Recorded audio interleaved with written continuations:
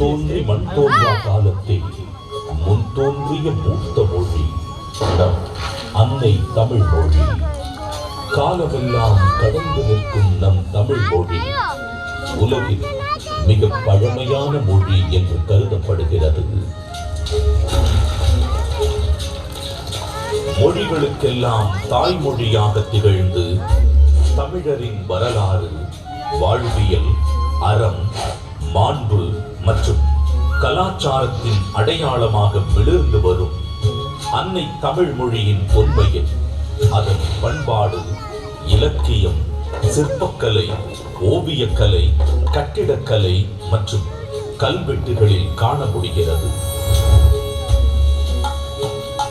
3 பிரிவுகள், 133 அதிகாரங்கள், மொத்தம் 1330 குறள்களில் இப்பாரினை அளந்து இவ்வுலகிற்கு இன்றியமையாத பொதுமறையை இயற்றி தந்த தமிழ் தாயின் தலைமகன், வையத்துள் வாழ்வாங்கு வாழ்ந்த தெய்வ புலவர் திருமகனார் திருவள்ளுவர்.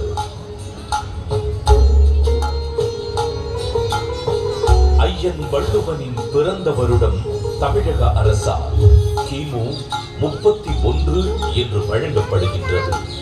சென்னையின் மயிலாப்பூரில் வாழ்ந்ததாக கருதப்படும் இவர் காவிரி பாக்கத்தை ஒட்டி வாழ்ந்து வந்த மார்க்செய்ன் என்பவரது மகள் வாசுகியை மணம் முடித்தார் என்றும் கூறப்படுகின்றது. தன்னை பற்றிய குறிப்புகள் மிக குறைவாகவே கிடைக்கப் பெற்றுள்ள போதிலும் தன் சொற்களால் தமிழ் கடத்தி சாதி மத வேதங்களை களைந்து மனிதத்தை உயர்த்தி பிடித்தவர் வள்ளுவர் திருமகனார்.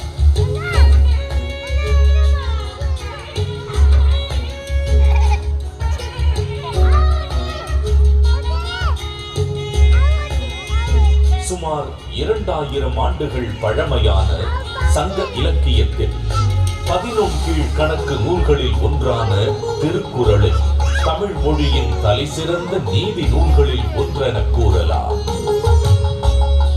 1.5 அடியில் 7 சொற்களில் மட்டுமே கொண்டு எழுதப்பட்டு ரத்தின சுருக்கமாக, அதே நேரத்தில் மிக ஆழமான கருத்துக்களை வெளிப்படுத்தும் நூலாக, மிகச்சிறிய வார்த்தைகளில் மிகப்பெரிய தத்துவங்களை அடக்கியுள்ள நூலாக இருக்கும் திருக்குறள் இன்றும் அது வகுத்தளிக்கும் நெறிமுறைகளுக்காகவும் அது வழங்கக்கூடிய பகுத்தறிவிற்காகவும் தமிழர்கள் மட்டுமல்லாது பல்வேறு மக்களாலும் விரும்பி போற்றப்படுகிறது.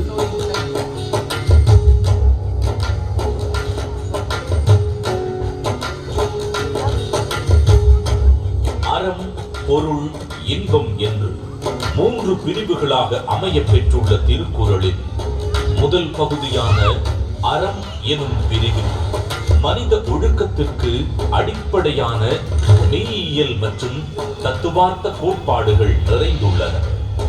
உதாரணத்திற்கு, காலத்தினார் செய்த நன்றி சிறிதெனினும் ஞாலத்தின் மானப் பெரிது எனும் குறள் ஒருவர் செய்யும் உதவி மிகச் சிறியதாக இருந்தாலும் அதை தக்க காலத்தில் செய்தால் அது இவ்வுலகை விட பெரியது என்று கூறுவதன் மூலம் நட்பின் மேன்மையையும்